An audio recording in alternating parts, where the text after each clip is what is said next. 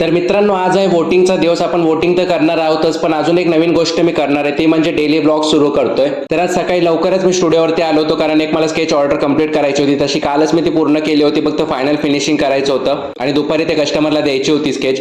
So finally मी sketch complete केलं. त्यानंतर मी गेलो वोटिंग करायला. वोटिंग करून आल्यानंतर मी थोड्या वेळ बसलो रील्स चेक करत. आणि तुम्हाला तर माहिती आहे की रील्स बघत बसल्यानंतर 1.5-2 तास कुठे जातात काही समजतच नाही. जवळजवळ 3:30 वाजत आले होते. 4 वाजता स्टुडंट्स येणार होते क्लासेससाठी, कारण आज सुट्टीचा दिवस होता म्हणून. तर मी फटाफट टेबलवरती साफसफाई करून घेतली. त्यानंतर 4 वाजता स्टुडंट्स आले. 6:30 पर्यंत जवळजवळ क्लास चालू होता आपला. त्यानंतर मी परत थोडंसं नवीन स्केच करायला सुरुवात केली.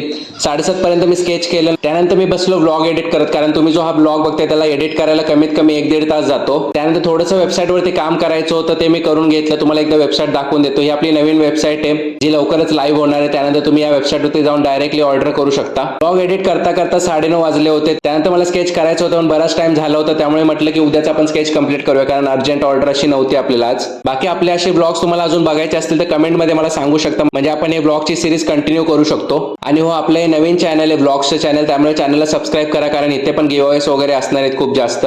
सो सबस्क्राईब आणि फॉलो करायला विसरू नका.